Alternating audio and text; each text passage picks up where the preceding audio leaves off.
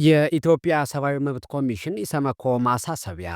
በታይላንድ ግዛት ሚያንማር የታገቱ ኢትዮጵያውያን ምን ሆኑ? የኢትዮጵያ ባንኮች ውህደት በግዳጅ ወይስ በገበያው ፍላጎት?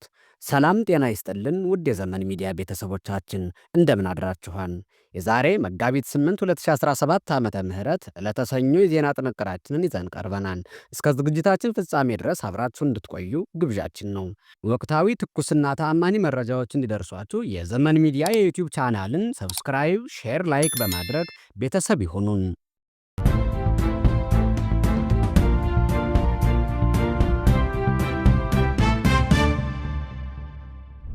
የኢትዮጵያ ሰብአዊ መብት ኮሚሽን ኢሰመኮ በትግራይ ክልል በሁለት የህወሓት ቡድኖች መካከል የተፈጠረው ውጥረት የፕሪቶሪያዊ የሰላም ስምምነት በተሟላ መልኩ እንዳይፈጸም የሚያደርግና የሰብአዊ መብቶች ጥሰት ስጋት የሚፈጥር በመሆኑ በሰላም እንዲፈታ አሳስቧል።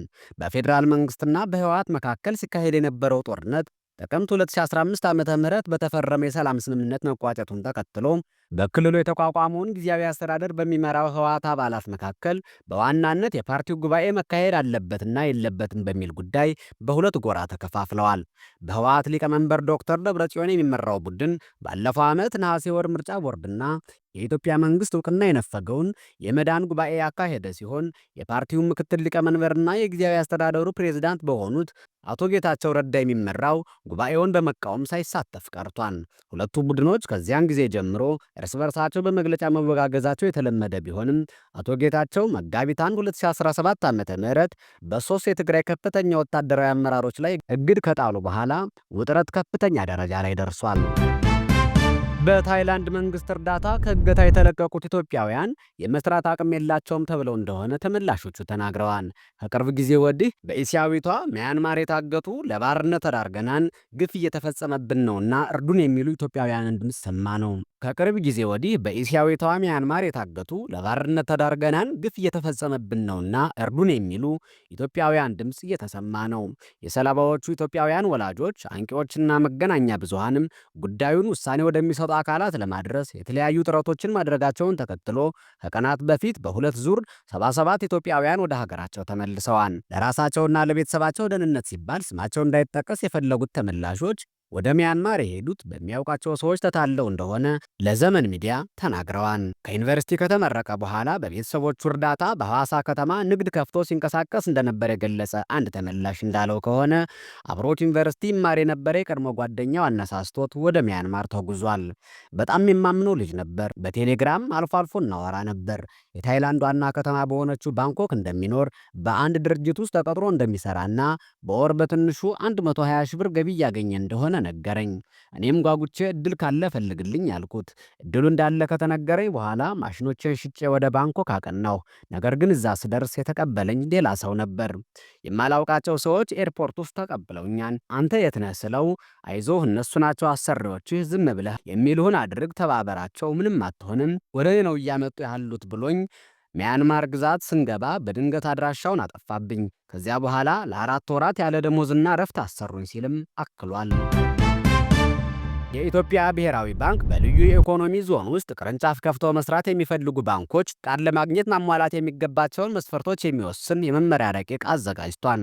በመመሪያ ረቂቁ መሰረት አንድ ባንክ በልዩ የኢኮኖሚ ዞኖች ውስጥ ቅርንጫፍ ለመክፈት የሚያስችለውን ፍቃድ ለማግኘት በባለፈው የበጀት ዓመት መጨረሻ ያለው ሀብት ከአጠቃላይ የባንክ ኢንዱስትሪው ጥሪት ቢያንስ 2 በመቶ ድርሻ ሊኖረው ይገባል የሚል ቅድመ ሁኔታ ያስቀምጣል።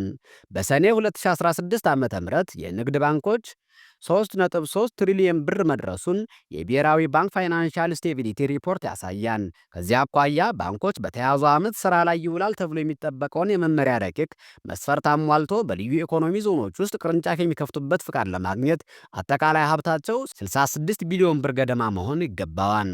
በመመሪያ ረቂቁ ላይ የተቀመጠው ቅድመ ሁኔታ ባንኮች እንዲዋሃዱ የሚገፋፋ የብሔራዊ ባንክ አካሄድ ነው የሚል ግንዛቤ በባንክና በፋይናንስ ባለሙያዎች ዘንድ አለ። ከዚህ በተጨማሪ ባንኮች የተከፈለ ካፒታላቸው ወደ 5 ቢሊዮን ብር እንዲያሳድጉ በብሔራዊ ባንክ የተቀመጠላቸው ቀነ ገደብ ሰኔ 23 ቀን 2018 ያበቃል። ብሔራዊ ባንክ መመሪያውን ያወጣው ሚያዝያ 4 ቀን 2013 ነበር። ቢያንስ 5 ቢሊዮን ብር የተከፈለ ካፒታል የሌላቸው ባንኮች የቀራቸውን ጊዜ 1 ዓመት ከ4 ወር ገደማ ነው። ትናንሽ ባንኮች በሚለው ምድብ ውስጥ የሚገኙት 25 ባንኮች ናቸው።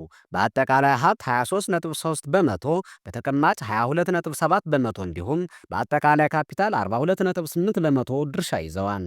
የባንክ ባለሙያዎች እንደሚሉት 18 ገደማ ባንኮች ካፒታላቸው ከ5 ቢሊዮን ብር በታች ነው። ምን ያክል ባንኮች የኢትዮጵያ ብሔራዊ ባንክን ቅድመ ሁኔታ ሟልተው በልዩ የኢኮኖሚ ዞኖች ውስጥ መስራት የሚያስችል አቅም አላቸው? ምን ያክሉ የተከፈለ ካፒታላቸውን በተቆጣጣሪው በተቀመጠው ቀነ ገደብ መሰረት ከ14 ወራት በኋላ 5 ቢሊዮን ብር ማድረስ ይችላሉ የሚለው አሁንም ጥያቄ ነው። ውድ የዘመን ሚዲያ ዩቲዩብ ቻናላችን ተከታታዮች የዛሬው ዝግጅታችንን በዚሁ አበቃን።